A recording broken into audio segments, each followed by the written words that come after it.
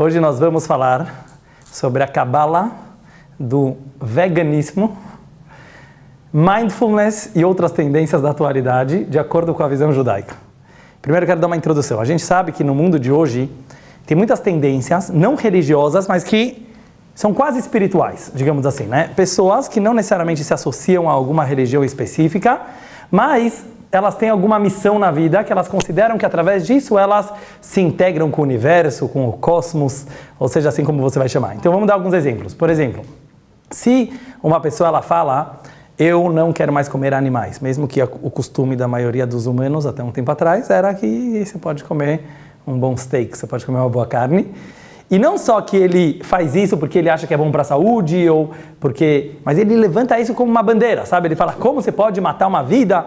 E até isso aqui vira uma tendência forte. A gente percebe nessas pessoas que isso aqui vira quase uma religião, não sei se vocês concordam, né? Mas pessoas vira até chato religioso, digamos assim, às vezes no sentido de não querer nem mais, não consigo lidar com alguém que não é vegan. Já estou falando agora no nível mais extremista. Por outro lado, você tem outras tendências que não são necessariamente ligadas a algum tipo de alimentação ou dieta, mas, por exemplo, vocês já ouviram falar mindfulness? O que é isso? Está muito na moda. É uma pessoa que está completamente focada naquilo que ela está fazendo. Então também existem vários rituais, até de como você comer assim, de como você fazer esportes assim, mas o principal é você estar com uma mente saudável e focada através de meditação e outras técnicas naquilo que você está fazendo. Eu queria ver hoje com vocês, será que no judaísmo tem alguma coisa referente a esse tipo de visão, se isso é positivo, negativo e assim por diante? Para entender isso, eu vou trazer para vocês um caso da Torá que eu achei muito interessante. O caso é o seguinte, presta bem atenção. Semana passada a gente leu na Torá uma mitzvah, um mandamento do judaísmo, que eu não sei se vocês conhecem. Na terra de Israel, a cada 7 anos, a terra precisava descansar. Se chamava ano sabático. Já ouviram falar? Em hebraico se chama Shemitah. Até hoje em Israel tem uma coisa que é interessante, que nos ambientes de educação e de alguns trabalhos também, eles fazem um ano sabático, que a cada 7 anos eles deixam o empregado viajar pelo mundo, contando que ele vai aprender alguma coisa nova. É uma coisa muito interessante. Fala assim, você vai continuar recebendo o salário da empresa, mas a gente quer que você aprenda alguma nova modalidade, ou viajar para um outro país fazer intercâmbio, porque eles acreditam que isso faz bem para o professor ou para o empregado, e eles chamam isso de Shemitah também. Mas o Shemitah original, o que era? A cada 7 anos, vamos dizer que você tinha agricultura, você tinha um campo muito grande em Israel. Você era obrigado a não trabalhar o campo no ano sabático. Não podia plantar, não podia arar, não podia regar, não podia fazer nada no campo. E mais ainda, você precisava liberar todo mundo entrar no seu campo como se fosse deles. É um certo socialismo judaico que toda a terra de Israel não pertencia a ninguém no ano sabático. Então ricos, pobres, seja lá quem for, podiam entrar, comer da fruta que tinha lá e etc. Aí a Torá faz a seguinte pergunta, e é muito raro na Torá você ver perguntas. Normalmente a Torá é só afirmações. Ou a Torá fala histórias que aconteceram, ou mandamentos como você tem que se comportar.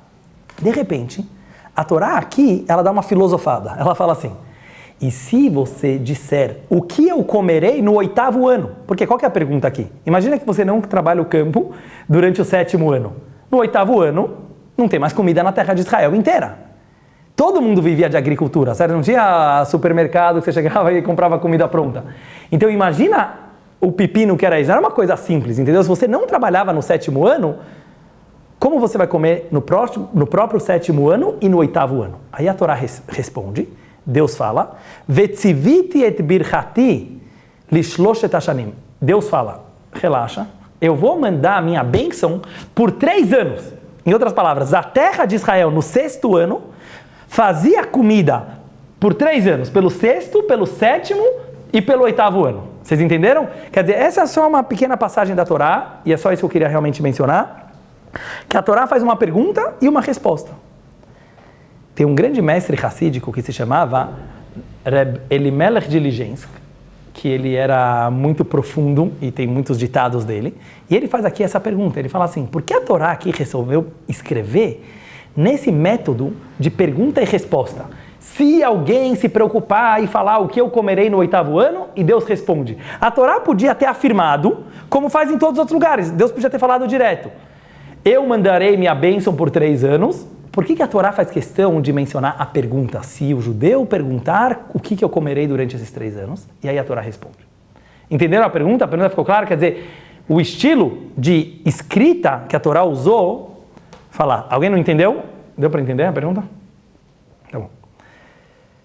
Para entender essa pergunta e como responder ela, Lechaim para todos, eu quero entrar num tema com vocês que eu acho que a gente nunca entrou na nossa aula aqui, que é uma análise sobre o universo como um todo, que surge uma pergunta muito forte. Não sei se vocês já analisaram um pouco como que o nosso universo funciona, mas ele é muito, muito, muito organizado.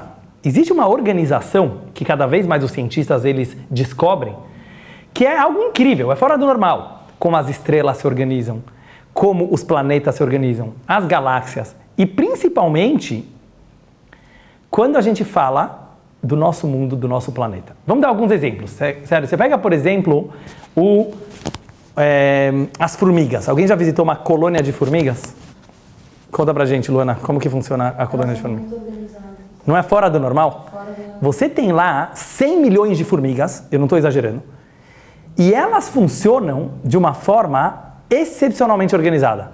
Cada umas carregam a plantinha, a outra vai lá e monta o formigueiro, a outra vai lá e cava. Elas não conversam entre si. Elas não foram em faculdade de engenharia. Elas não são castigadas se elas não fazem o trabalho dela. Analise isso um pouquinho, de onde elas sabem. Você vai se perguntar, da onde essas 100 milhões de formigas, cada uma sabe sozinha o que ela precisa fazer na hora que ela precisa fazer. É muito estranho. Depois você analisa o mundo, vamos dar outro exemplo, as abelhas. Alguém já ouviu falar sobre a dança das abelhas? Vou contar hoje eu vou dar aula de biologia, por isso eu falei que a Luana vai gostar. Mas por isso eu acho muito legal assistir esses canais, sabe? Animal Planet, National Geographic, sei lá, porque você vê algumas coisas sobre o nosso mundo que elas são excepcionais. Então você pega, por exemplo, as abelhas. Você vai numa colmeia, elas querem montar uma colmeia. Então tem toda uma organização, tem a rainha, certo? Depois você tem todas as ajudantes da rainha, que elas ficam voando em volta dela para proteger a rainha. Aí elas viajam para procurar, vou falar em linguagem mais simples, tá bom? Não tão científica. E elas vão lá no pólen e pegam, certo? Para trazer, para fazer o mel e tal. Mas eu quero falar só um detalhe. Quando elas voltam, vamos dizer que elas descobriram que na casa da tia Sarinha tem flores maravilhosas e elas vão lá e pegaram pólen e elas voltaram para comer. Como elas contam para as abelhas que estão aqui, onde tem flores com pólen? Então elas fazem uma coisa que se chama a dança das abelhas. Procura isso aqui no YouTube. Elas literalmente começam a dançar. E como funciona essa dança?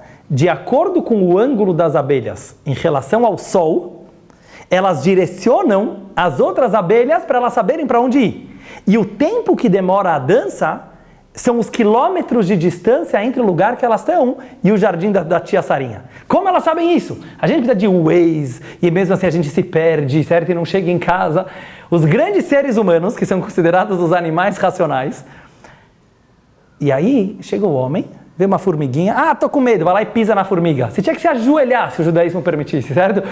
Sabe a inteligência que tem numa formiga? Sabe a inteligência que tem numa abelha? A gente não sabe fazer isso. Aí você vai ver os pássaros, sabe aquele, como chama isso? A migração dos pássaros. Uma coisa fenomenal. Milhares de pássaros juntos voam de um continente para o outro. Na primavera, no verão e depois. O salmão, por exemplo, o salmão ele é um peixe que ele precisa viajar milhares de quilômetros para colocar os ovos em um lugar protegido para poder nascer. E de tanto que as mães viajaram, elas acabam morrendo. E os filhos, quando eles nascem, eles saem do ovinho, eles precisam se alimentar do corpo da mãe. Depois que ela morreu, é uma coisa meio trágica. Mas é muito interessante, você analisa a natureza. Existe uma inteligência fora do normal. Por que eu estou trazendo tudo isso?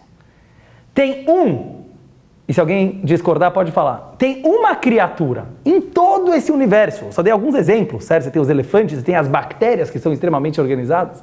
Tem um ser que não se encaixa nisso. Ser humano. Ser humano acorda de manhã... Levanto da cama, não levanto da cama. Tá frio, tá... Não acontece com o passarinho, entendeu? O canário, ele não pensa 2 vezes, canto hoje de manhã ou não canto? Ele vai cantar. A missão dele é cantar. Ele não tem crise existencial. De repente, você tem uma criatura, hoje eu tô deprê, não vou. Aí acorda, vou tomar café da manhã. Então, café ou chá? Aí já fica na dúvida. Depois, ligo para minha amiga, não ligo para minha... Da onde veio isso? Esquece agora Deus da história. Vamos dizer o cientista aqui...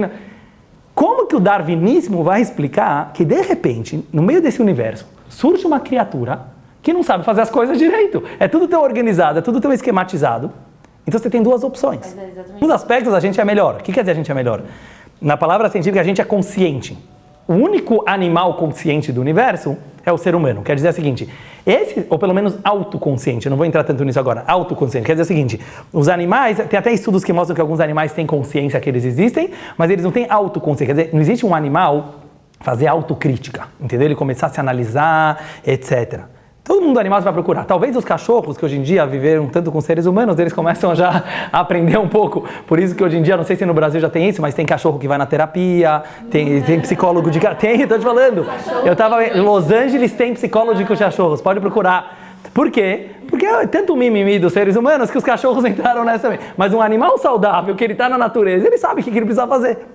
Agora, qual que é o meu questionamento? Eu quero falar assim, é uma pergunta muito forte dentro da ciência, da onde surge um ser.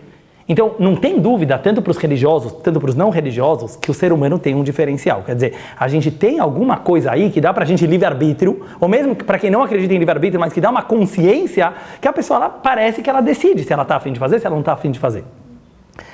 Por que eu estou trazendo isso na aula de hoje? O que o judaísmo fala sobre isso? Tem um Midrash, que são os bastidores da Torá, que ele faz a seguinte pergunta. Vocês já vão entender como isso aqui se liga. Pelo Gênesis, quando você estuda na Torá, quem foi a última criatura a ser criada? O homem. Deus criou primeiro a luz e a escuridão, depois ele criou os mares, depois ele criou o vegetal, depois ele criou os animais, finalmente ele criou o ser humano. Por que o ser humano foi o último da história? Por que Deus resolveu criar a gente lá para o final? Então vem um rabino e fala assim, porque o ser humano, ele tem duas opções. É o único que pode escolher na vida. Se você faz as escolhas erradas, a Torá te fala, Yatush kadmecha, até um mosquitinho veio antes do que você. Em outras palavras, você pode olhar o ser humano como a pior das raças. Porque a gente é o único que pode não fazer a nossa missão no universo. O único que pode não cumprir aquilo por que ele veio é o ser humano. Os animais nunca vai acontecer. As plantas também não, as bactérias também não. Por outro lado, se a pessoa ela faz aquilo que ela precisa fazer, e já vamos ver o que seria, o que o ser humano precisa fazer, aí Deus fala, sabe por que eu te criei por último? Igual um convidado, você convida uma visita especial na tua casa, certo? Você não vai convidar ela quando a casa está suja, quando você ainda não fez o jantar, primeiro você limpa a casa, você arruma o sofá, você cozinha. Muhan li seudá, quando está tudo pronto para a refeição, aí você chama um convidado especial. Então por que o ser humano foi criado por último, por essa filosofia? Porque ele é o mais especial de todos, então ele chegou quando o cenário já estava pronto. Você que escolhe se você quer ser a pior das criaturas ou a melhor das criaturas. Em outras palavras é o seguinte, nós também temos uma energia divina, assim como todos os animais, a gente tem o nosso DNA. É como se esses animais tivessem um chip, né, que fala para ele tudo o que fazer. Mas o ser humano foi dado o livre-arbítrio se ele quer seguir esse chip ou se ele não quer seguir esse chip. Não vou entrar agora por que não foi dado o livre-arbítrio, mas Deus queria um sócio na criação do mundo. Esse é o ser humano. Se a gente não faz a nossa missão, a gente está jogando tudo fora. Pega como o universo funciona, pelo menos o nosso planeta. O mineral, ele alimenta o vegetal. Certo? As plantas, como que a planta vive? A planta vive da luz do sol, da água, dos minerais que tem na terra. Então o mineral, ele serve para alimentar o vegetal. Já vou chegar no veganismo. O vegetal, ele serve para alimentar o animal, que por todas as teorias um animal está acima do vegetal. Então por isso que a maioria dos animais comem plantas e alguns comem também animais. O animal serve o ser humano, ou pelo menos assim sempre foi. Tanto em relação à alimentação, como em relação a montar de cavalo, montar no camelo. Os animais, eles estão servindo o ser humano. Agora, e o ser humano serve ao quê? Quem o ser humano serve? Eu estava lendo um livro que eu já mencionei para algumas de vocês, que se chama Homo Deus, que está muito na moda, que ele foi feito por aquele israelense Harari. E ele escreve uma coisa muito interessante, que hoje o mundo já está mudando. O ser humano já não é mais o mais importante. O ser humano está se anulando perante a internet. Então ele faz vários estudos que ele começa a mostrar que as redes sociais hoje são muito mais inteligentes do que cada indivíduo e por isso que as pessoas querem estar ligadas a essa rede. Porque se você está desligado da rede é como se você não existisse. Mas eu não vou entrar... Por isso, pela teoria dele, daqui a pouco a raça humana vai ser extinguida. Porque a inteligência da internet já é muito maior do que qualquer ser humano. Mas isso aqui é uma visão futurista, não vou entrar muito nisso aí. Mas é uma pergunta da ciência. Tudo tem que ter um elo de ligação. Para onde o ser humano vai? Para onde o ser humano vai? Então, de acordo com o judaísmo, o ser humano é como se fosse o maestro da sinfonia. Todo esse universo, todo o cosmos tem uma música. Imagina que é tudo uma música, cada um tem uma nota musical. Cada um canta, as formigas têm a missão delas, as abelhas têm a missão delas, os sapos têm a missão deles, as cobras têm a missão deles, as estrelas têm a missão delas. O que o ser humano tem que fazer? Pegar tudo isso e finalizar. Como? A gente tem o livre-arbítrio de escolher entre o bem e o mal. Quando a gente usa todas essas forças e poderes da natureza e do universo para o bem, a gente está terminando a música bem, a gente está elevando toda a natureza. E por isso, agora eu quero entrar em veganismo, o judaísmo não é vegan. Por que o judaísmo não é vegan? Na minha opinião, nada contra vegans e nada, o judaísmo ele manda respeitar muito a natureza. Como eu falei até agora, a inteligência que existe na natureza, ela é fenomenal. Então, mesmo a forma de você matar um animal, que pelo judaísmo existe, que é a shritá, é com o maior cuidado de todos. E se a pessoa não está fazendo assim, não está respeitando os animais, é um pecado pela Torá, chama tsar balei haim, fazer um animal sofrer. O Baal Shem Tov não deixava os alunos dele arrancarem uma plantinha da árvore. Às vezes você está brincando, você nem percebe, você vai lá, quem te deu o direito de matar uma criatura? Sabe o que a planta tem? Fotossíntese, ela faz o mundo existir. O mundo não existiria sem plantas. Você vai lá e pisa numa planta. Então não é que o judaísmo desrespeita as outras criaturas, mas a Torá tem uma visão que se o homem faz a missão dele, ele eleva toda a criação. Então se eu vou comer um animal com todo o respeito, eu estou elevando a carne daquele animal, porque eu estou pegando um animal irracional e um animal inconsciente e estou fazendo ele dar energia para um animal consciente, digamos assim, que seria o ser humano, e o ser humano se conecta com Deus. Eu só estou querendo dizer o seguinte, que apesar que o judaísmo não é vegetariano e não é vegan, o judaísmo tem uma visão da sincronia do universo e da necessidade da pessoa se sentir parte do todo muito forte. Só que o judaísmo não acredita que isso aqui você faz através de falar eu não como animais, mas sim através de você comer animais de uma forma consciente, digamos assim. E tem muitos e muitos detalhes na Halakha, que você tem que fazer uma brachá antes de comer, que você precisa respeitar os animais. Eu não vou entrar agora em todos os detalhes. Mas a ideia do veganismo e também do mindfulness, que fala muito da pessoa ter consciência daquilo que ele está fazendo, isso é uma coisa muito judaica, principalmente pela Kabbalah. Isso tudo leva a gente à seguinte conclusão. Se todos os animais e todo o universo funciona de uma forma tão esquematizada, isso que eu vou falar para vocês agora é uma parte de uma carta do Rebbe, que eu vi que o Rebbe respondeu para uma pessoa que falou que ele não acreditava em providência divina. O Rebbe falou, você já parou para olhar a inteligência que tem na natureza?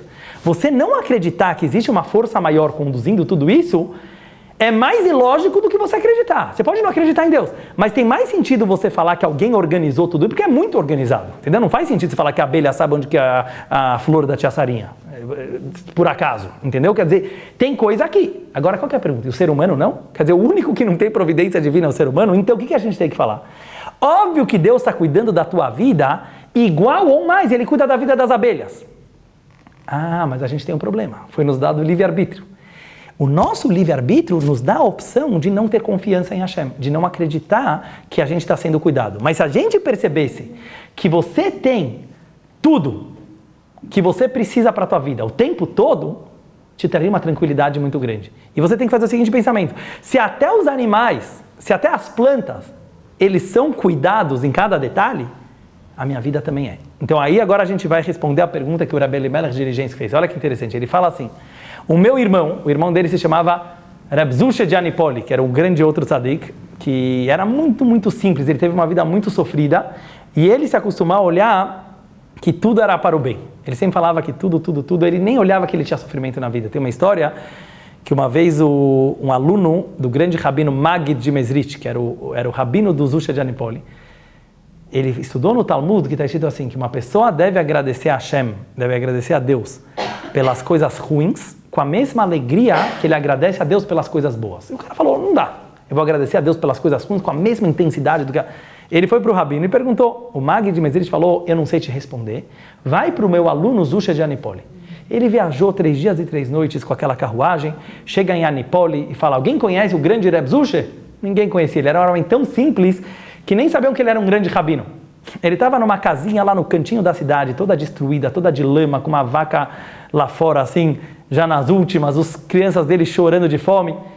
Ele chega lá e fala, aqui mora o Reb Zusha? Aqui mora o Reb Zusha. Ele bate na porta, abre a porta, um homem de barba comprida, com um sorriso daqui a daqui, fala, senhor, me fala, o que eu posso te ajudar? Daí ele fala, o Magid de Mezrich me mandou para você. Sério? O grande Rebbe, o Magid? O que ele quer de mim? Ele falou que você é o único que pode me responder a seguinte pergunta.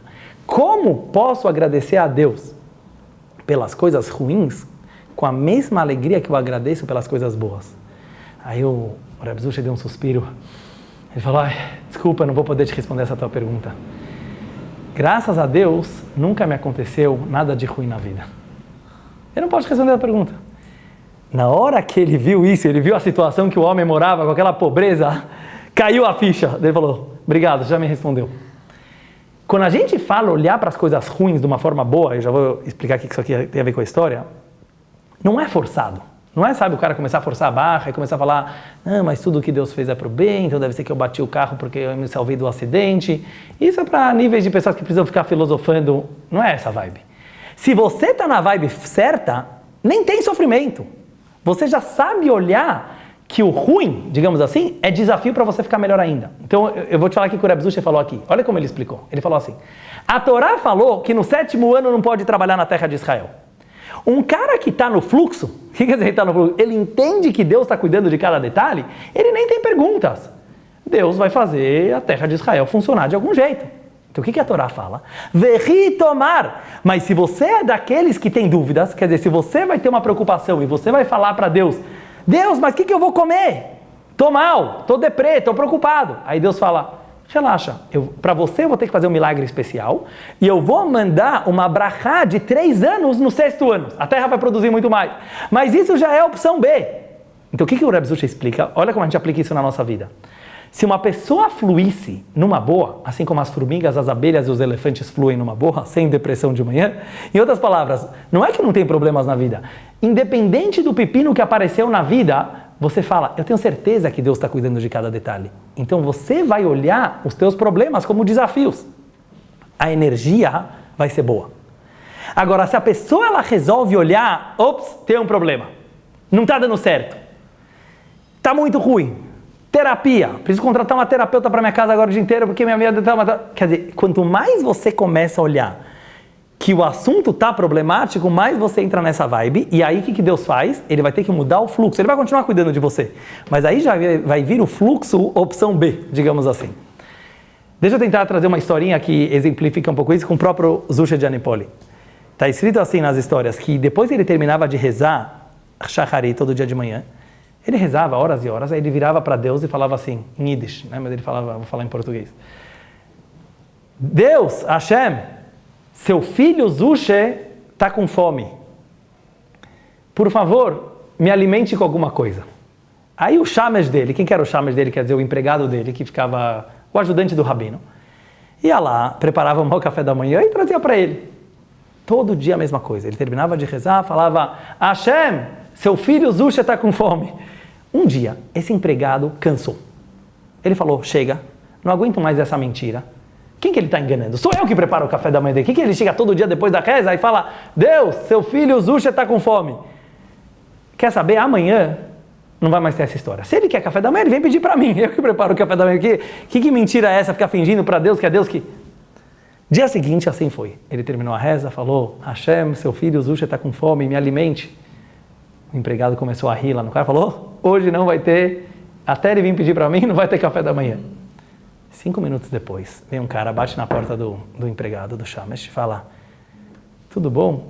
Hoje eu teve bar mitzvah do meu filho e sobrou um monte de comida na sinagoga. Sobrou muita comida, eu não sei o que fazer. Eu pensei, vamos dar para o Rabino Zusha, que ele é pobre. Você pode, por favor, me levar agora essa comida para o Zusha?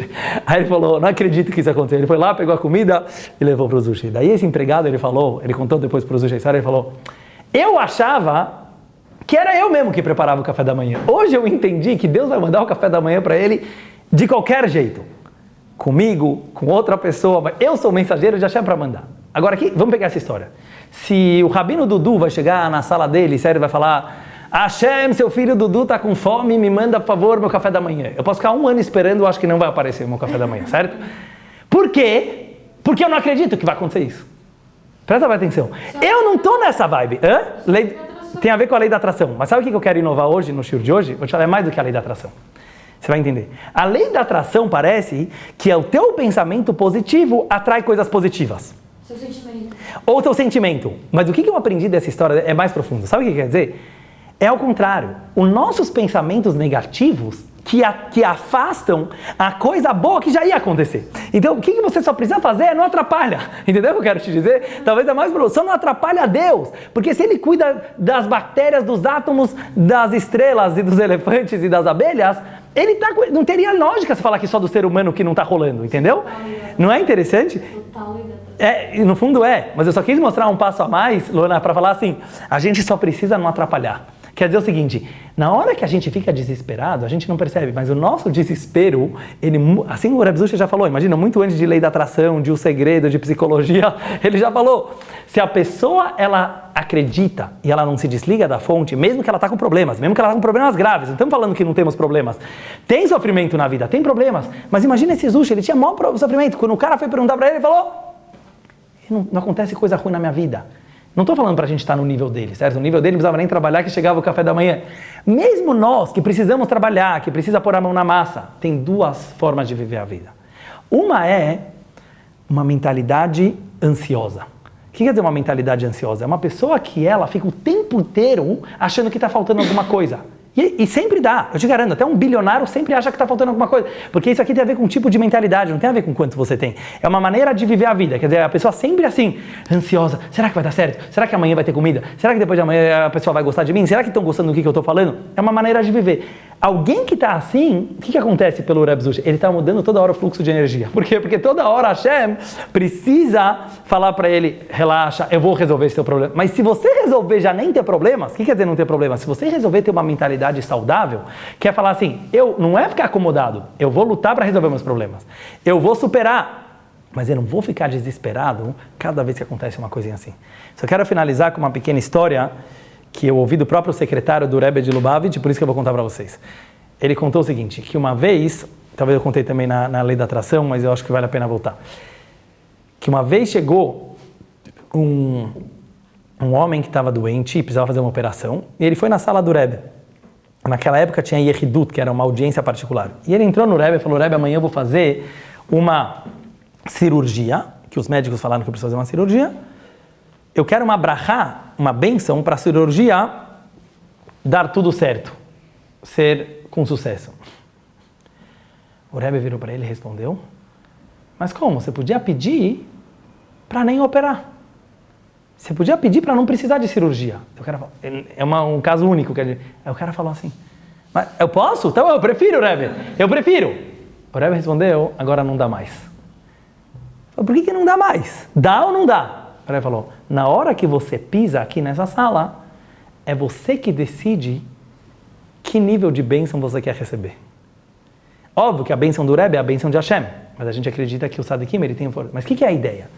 É muito louco isso. Às vezes o cara falou, vamos analisar essa história, o cara falou, não, mas eu quero não precisar operar. Não é verdade que ele quer? Não é verdade. Eu vou explicar por quê. O que é querer? Querer não é só falar eu quero. Tem um preço a pagar. O querer tem um preço a pagar. Qual é o preço a pagar? Acreditar. E custa muito. Boa, aluna, você falou muito bem. E custa muito. Sabe por quê? Porque acreditar não é falar I believe. É muito fácil falar eu acredito. Tem muita gente que fala eu acredito em Deus, mas acho que não acredito. É viver.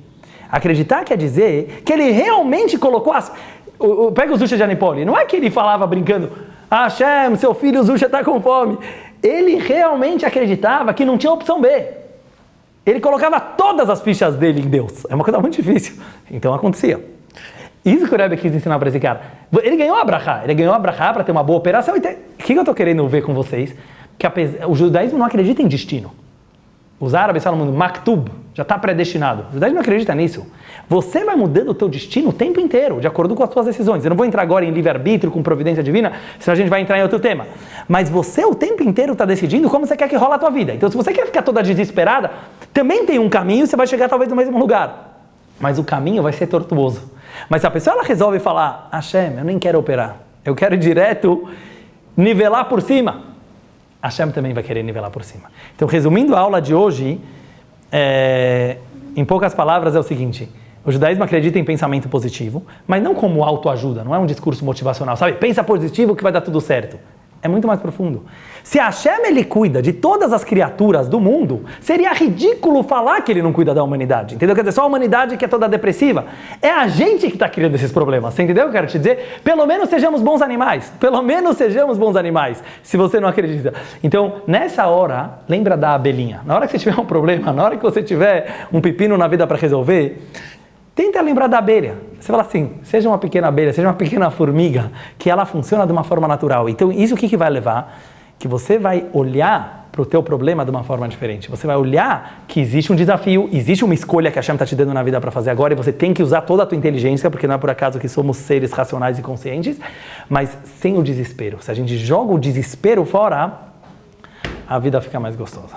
Shkoyach a todas.